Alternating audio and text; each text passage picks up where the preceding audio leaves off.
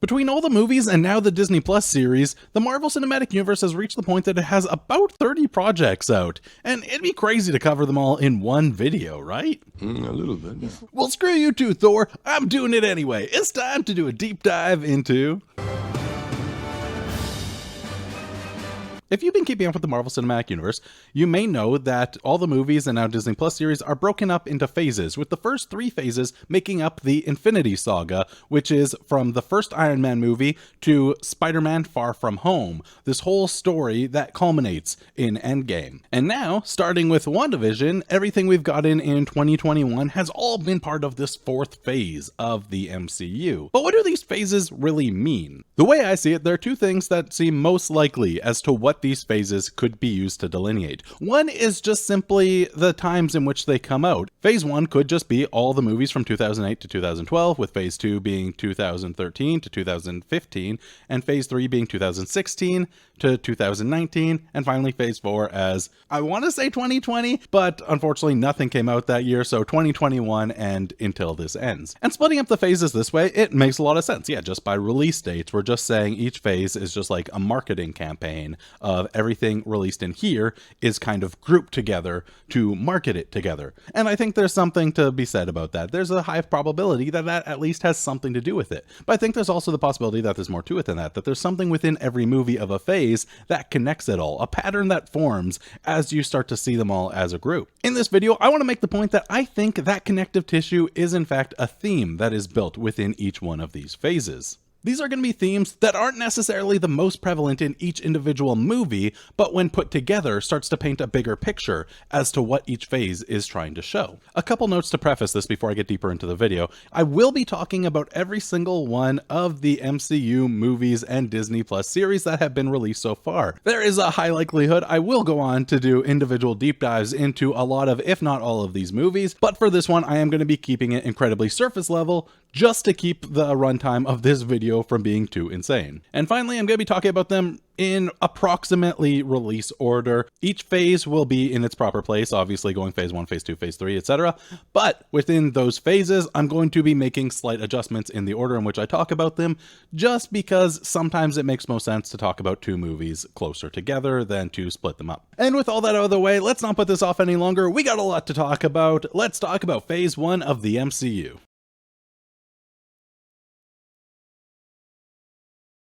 I feel like in Marvel's history, there's been one quote that has stood the test of time better than any other in its entire run. We're talking comic books to movies to everything else. And that's one that came up in August of 1962 in Amazing Fantasy number 15, aka the first appearance of Spider-Man. And I think you all know what quote I'm talking about, but in case you don't, that quote goes, "With great power, there must also come great responsibility." And with this quote being as connected to Marvel's history as it is, I feel like it makes sense that the very first phase of the Marvel Cinematic Universe would have to do with the concepts of power and responsibility. But to start talking about what I mean by this, let's jump into the first movie of the MCU, Iron Man. We start off this movie learning about Tony Stark, the CEO of a weapons manufacturer who doesn't really seem to care about a whole hell of a lot. That is, until he gets kidnapped and held hostage. He starts to learn firsthand what the weapons he has been building are being used for outside in the world. Who are these people?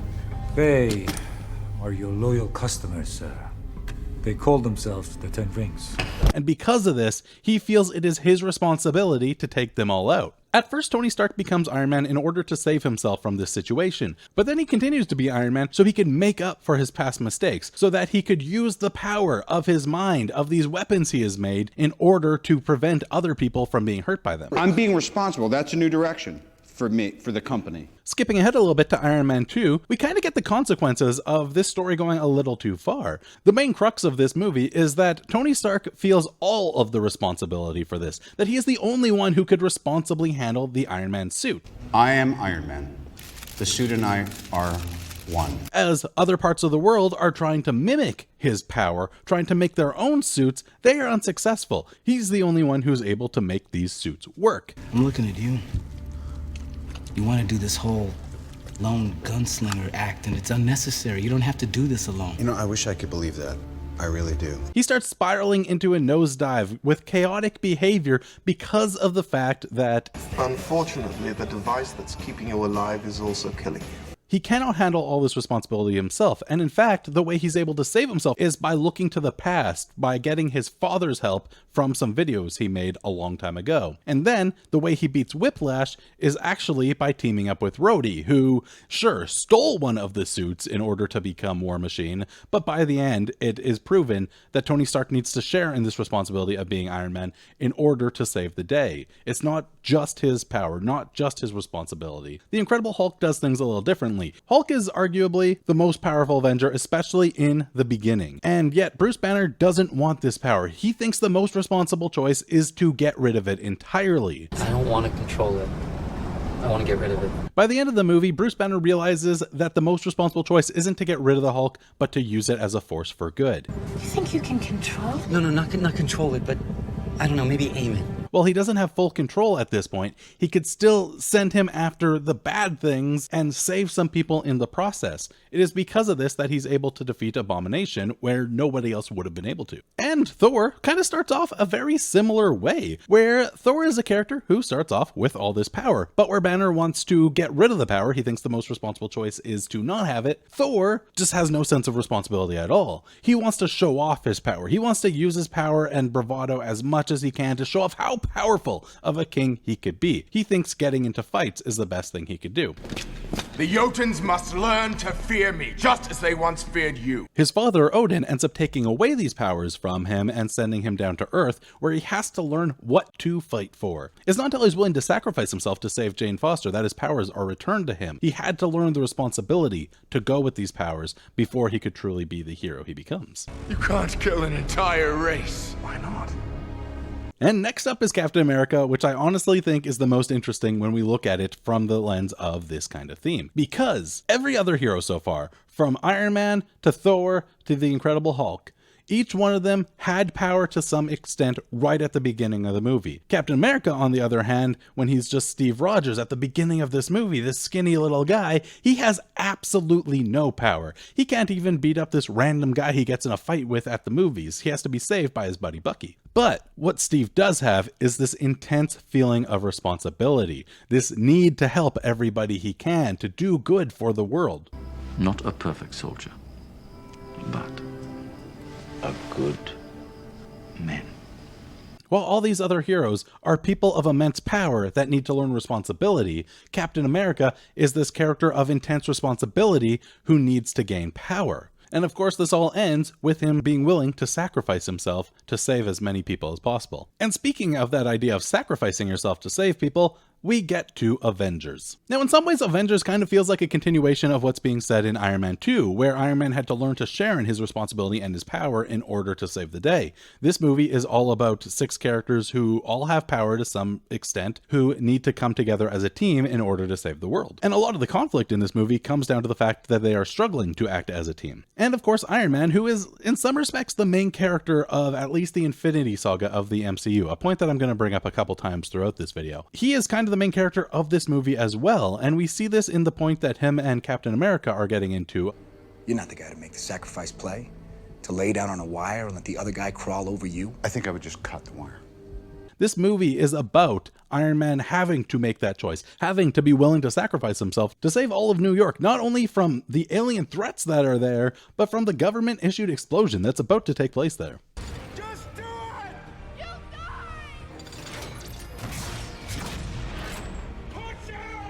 You And with that, we have the end of Phase 1 of the MCU, and come Phase 2, it's time to switch stuff up a bit.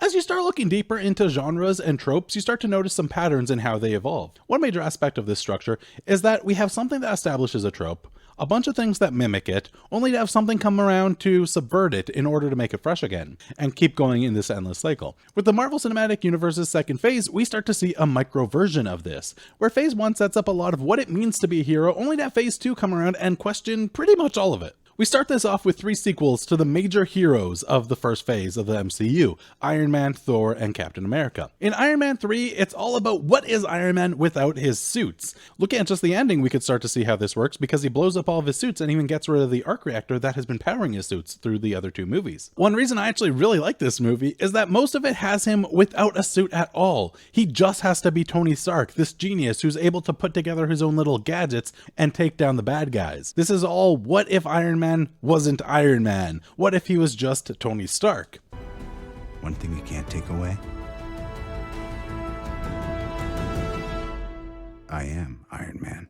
Come Thor the Dark World, we have a similar thing. Thor is the Prince of Asgard, but what if he commits treason? Treason, my lord. Whose? Mine. What if he breaks out his brother, Loki, who's been held in a prison there in order to work with him against his father's orders? Not only that, but much like how Tony Stark gets rid of his suits at the end of Iron Man 3, Thor decides to leave Asgard and says he's going to live on Earth instead. Father, I cannot be king of Asgard. I will protect Asgard and all the realms with my last and every breath, but I cannot do so from that chair. And maybe the biggest version of subverting who these heroes are is Captain America, who is basically a soldier for the most part. But ever since he's been unfrozen, he's been working for S.H.I.E.L.D., not necessarily the military. And in this movie, it turns out S.H.I.E.L.D. is actually being controlled by Hydra. This means that Captain America's been working for the bad guys all along. So what does that mean for him? If Captain America's working for the bad guys, does that make him a bad guy? And with this reveal that Hydra's taken over S.H.I.E.L.D., Captain America actually goes on the run. He's a soldier who's now trying to take down the people he once worked for. Captain America is a fugitive from S.H.I.E.L.D. Next, we gotta talk about where they all come together again, Avengers Age of Ultron. And most of this comes down to questioning if Iron Man has ever been a hero. You could have saved us. We see this in a lot of ways, especially with the characters of Quicksilver and Scarlet Witch who are introduced in this movie. Their big origin here is that their parents were blown up by Stark missiles. They want to take down Stark. They want to show the world how evil he is because it is him who caused the deaths of their family. Not only that, but within the events of this movie, Iron Man creates Ultron, the big bad guy in here who's trying to cause a global extinction event. He is again presented as kind of the main character here, where Ultron is a mimic of him. He's a mirror. He's showing a lot of the same tendencies, to the point other characters are commenting on the fact that Ultron's saying things that Tony Stark once said. Tony Stark used to say that to me. You're one of his. In a lot of ways, we're supposed to put these two together. We're supposed to say, if Ultron is bad, what does that mean for Tony? And then for the other characters, we got Hulk on a bit of a rampage, and we have to start to wonder, should he be on this team at all? And on a similar note, Hawkeye, what's he doing on this team? A lot of this movie is about questioning if they should have just a guy who is an archer. Okay, look, the city's flying. We're fighting an army of robots. And I have a bow and arrow.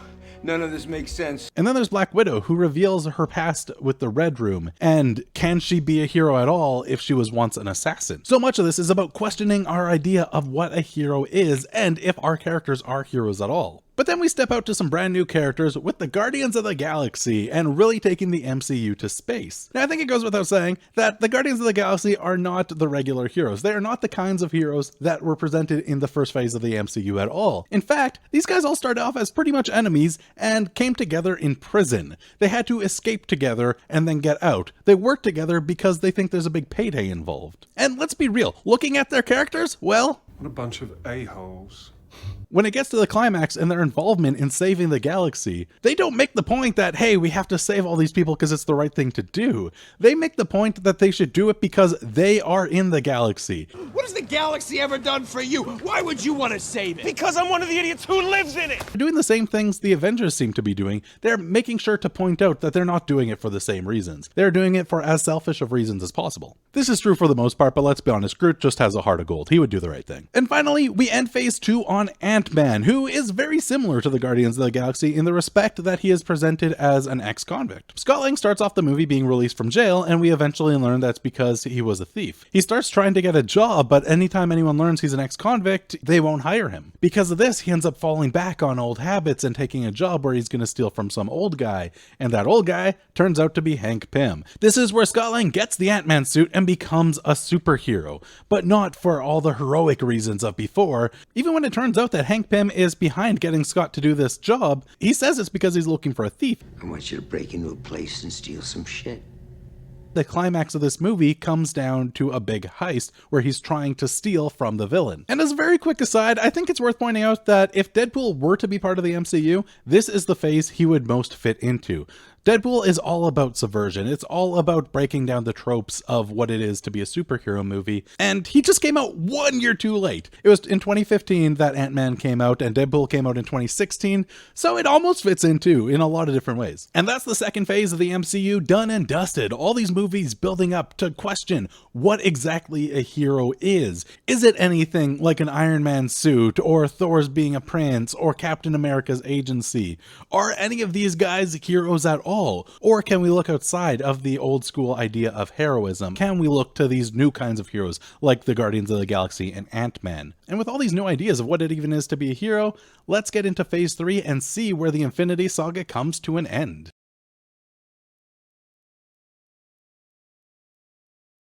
The third phase of the Marvel Cinematic Universe is also the culmination of the Infinity Saga, the story that's been set up since Iron Man in 2008. And with that being the case, it makes sense that this phase is all about legacy. This is played out in the legacies people leave behind and the legacies they're continuing on, or even times where they say no to a possible legacy. And I hope you guys are enjoying how many times I'm already saying the word legacy.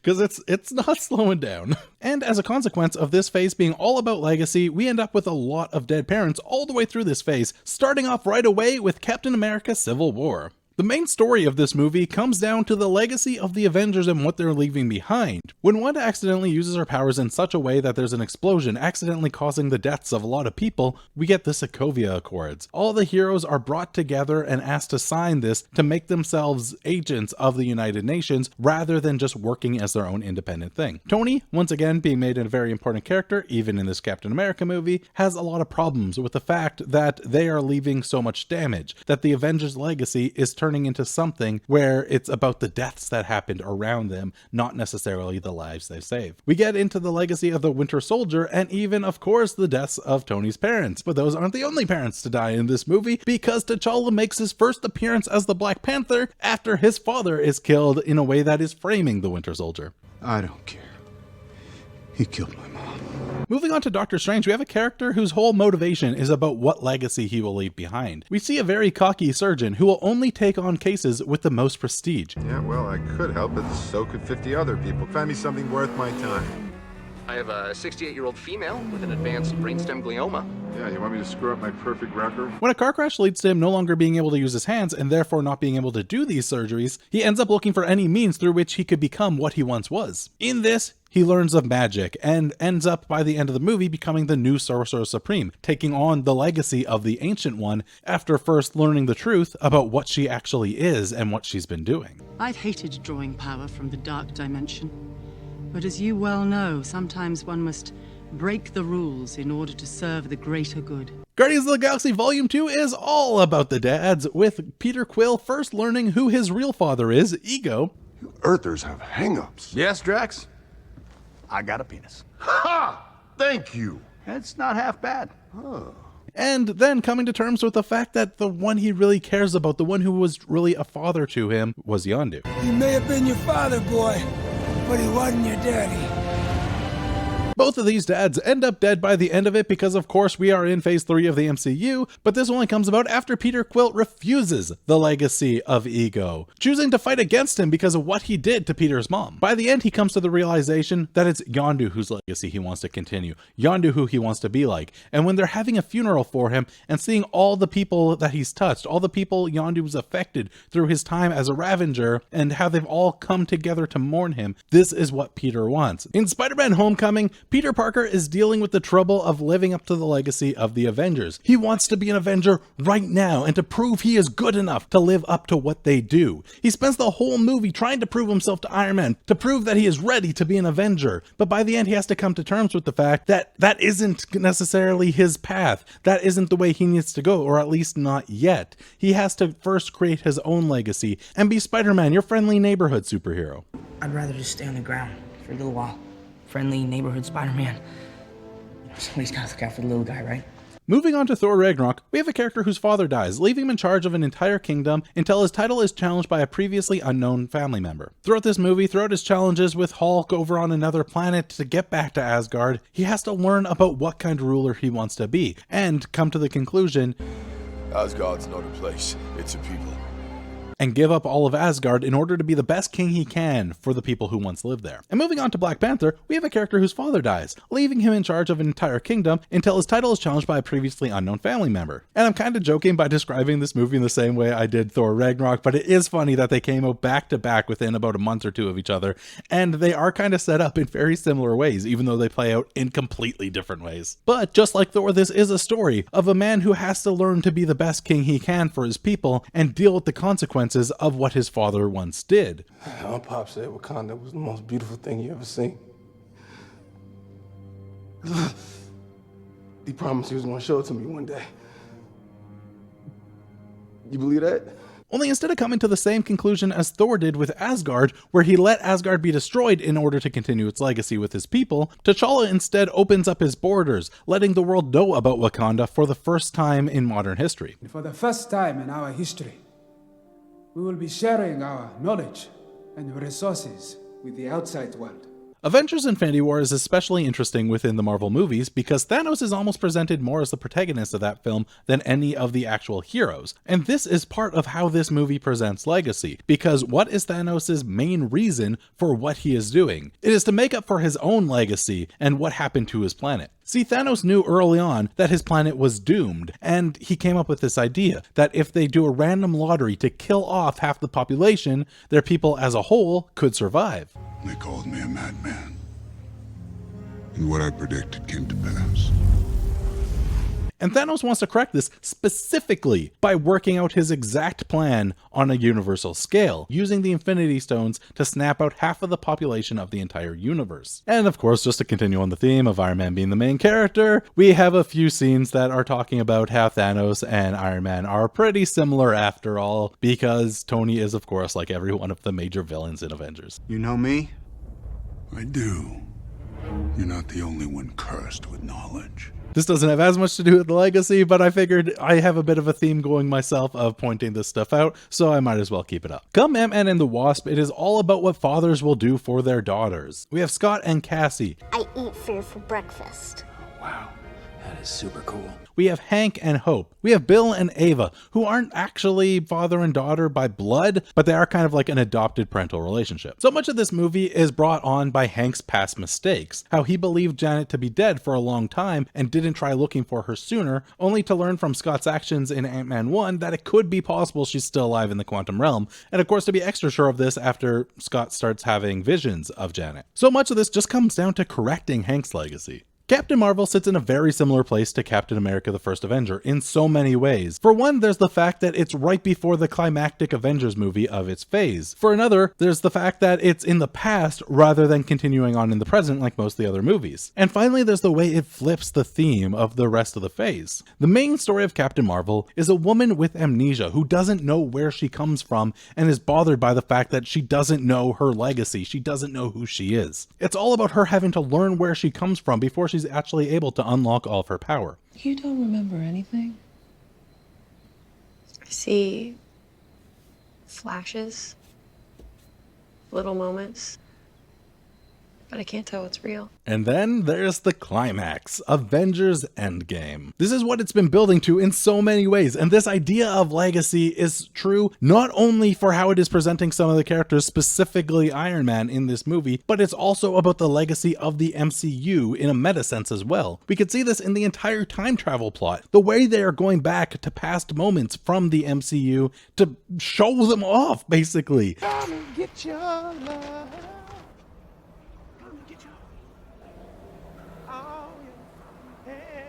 So he's an idiot. So much of this is about looking back to the previous MCU movies and the legacy that built up the Infinity Saga so far. And honestly, if we want to talk legacy, we shouldn't even have to look any further than just the Avengers Assemble moment. This one scene that is so hype is amazing. The way we bring in all these characters, it is absolutely insane. And if this isn't showing off legacy, I don't know what is. And of course, having Tony's snap be set up with him saying,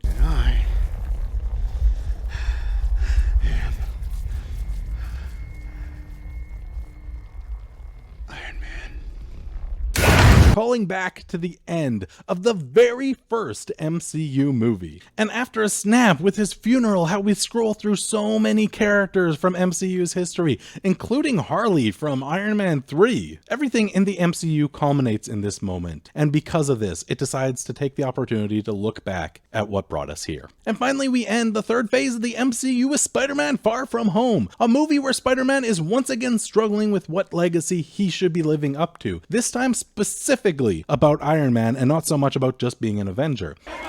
Sean Winfield, Queen's Tribune. What is it like to take over from Tony Stark? There's some big shoes to fill. He's clearly got to be the next Iron Man because Iron Man was like a dad to him. But what this movie goes to show is he shouldn't be trying to just be Iron Man, that he should be trying to be the hero he can be. It isn't through a special suit that he's able to beat Mysterio by the end of it. It's by trusting in himself, in the one thing only he could do. It's about using his spider sense. How do I explain this? I have like a sixth sense. The Peter tingle. And I do want to quickly say I absolutely love this idea of Mysterio coming in order to be the thing that prompts Spider-Man to have to trust his spider sense. This is such a great combination, such a cool idea for a story. I just wish they put more into that side of the movie because it was just barely in there enough to see that it's a thing at all. And that's how all the movies of the third phase of the Marvel Cinematic Universe come together to tell a story about legacy. And this is actually the final phase that we could say with any certainty what these might be about. Come phase 4, we are into more of a mystery because, well, it's not done yet. But let's see what it might be doing so far.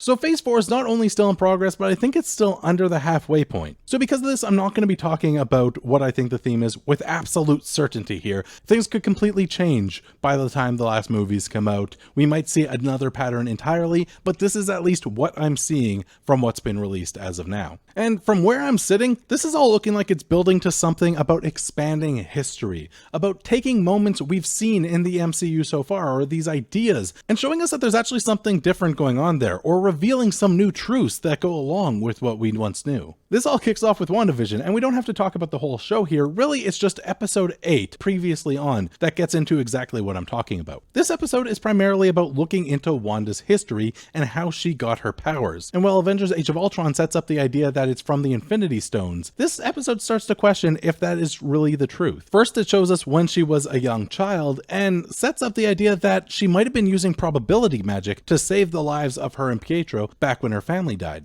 Then when we get to the scene where she's put in contact with the Mind Stone, the thing that we were told gives her powers, it doesn't seem like that fully gives her the powers as much as just unlocks a greater potential in them. We end up learning that Wanda isn't just someone who got her powers from the Infinity Stones, but she is actually the reincarnation, or the newest incarnation, of the Scarlet Witch. This is chaos magic, Wanda. And that makes you the Scarlet Witch.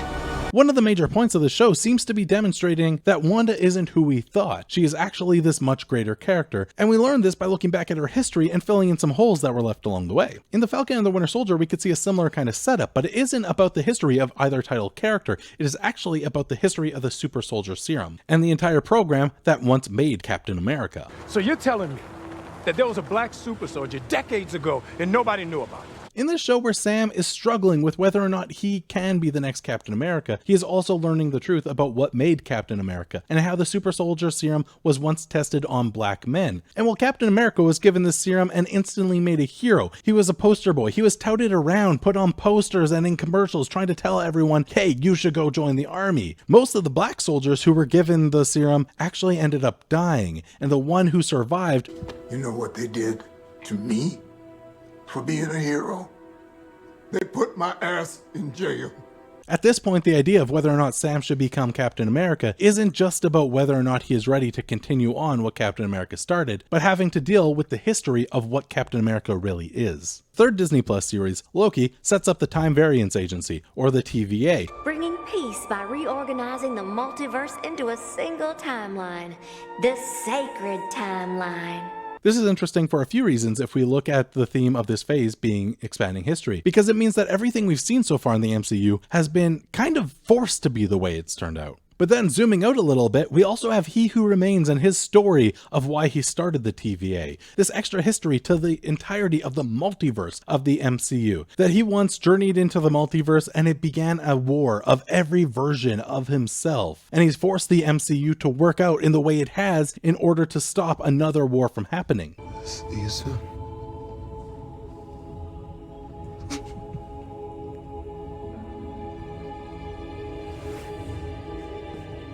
The first movie in the fourth phase of the MCU is Black Widow. This is a movie looking back at her history, showing us where she actually comes from in a lot of ways. And alongside this, giving us more insight into what she got up to between the events of Captain America Civil War and Avengers Infinity War.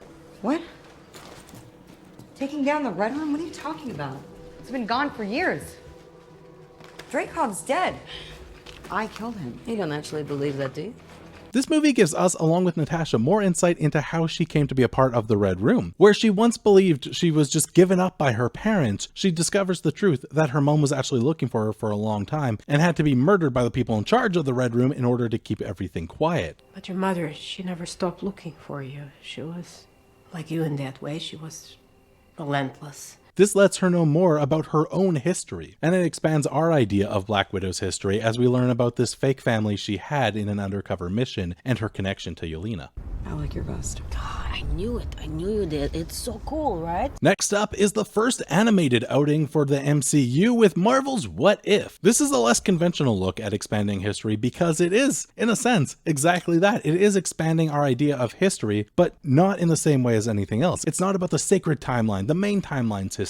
It's about looking at what else could have been. Where a single choice can branch out into infinite realities,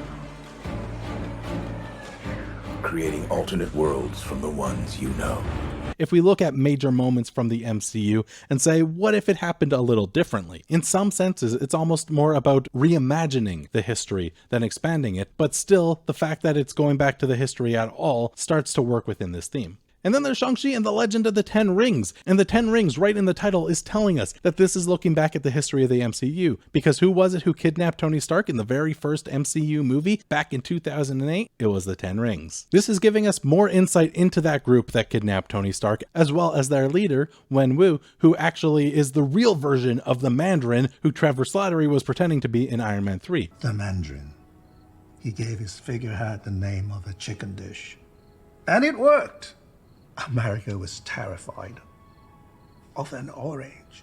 Again, it's all about expanding that history we once thought we knew, about giving us new insight into all these things from so far back in the past. And this actually finishes off all the MCU works that I've seen at the time of recording this video. By the time you guys are seeing this, I've definitely seen Eternals. I'm actually seeing it in 2 days' time. So I might have more to say about Eternals later, but definitely not at this point. But I think it's already safe to say, based on the premise of what this movie is meant to be, that it works into this whole idea. The Eternals are heroes who have been around Earth for thousands of years. By the very nature of these characters, it's going to be looking at the history of the MCU to some degree. It's just a matter of just how much it touches on the actual events of the history we know. And finally, there's Hawkeye. If all goes well, the first 2 episodes are dropping on Disney Plus on the same day that this video is coming out, so I know absolutely nothing about what is happening in it. I'm very excited to see it, and because of the fact that there's nothing specific to the premise to really give us insight into how it's going to fit into this idea of the theme, it makes me extra curious. Is it going to prove me right? Is it going to prove me wrong?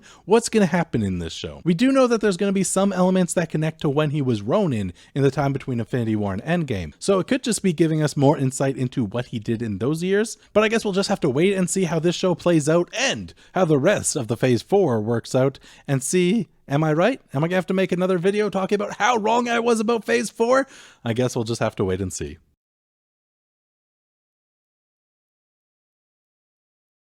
And that's everything for the MCU that has been released so far. I think there's enough to all these themes that it's more than just coincidence. Now, I don't know exactly what's going on behind the scenes, if Kevin Feige is telling writers that they have to work within these particular themes, or what's happening. Maybe I'm wrong. Maybe it is all entirely a coincidence. But either way, you know what? I actually really enjoyed thinking about all this and seeing how all the works within each phase actually connect in these kinds of ways. And while I don't want to talk too confidently about Phase 4 because not enough of it is out yet, I'm feeling pretty good about my expanding history idea. I think it is turning out to be at least close. I might end up being a little off, but I think it's something. I think I'm onto something here. But we are still left with a question. Phase 4 will eventually end. We have an idea of some things that are coming with Phase 5, but we don't know what's going to unite them. Where could the MCU be going in Phase 5 in the future? What possible themes are we going to get, and what ways will they all show themselves in the various works? I know I'm curious, and I can't wait to see where all this goes in Phase 5 and beyond.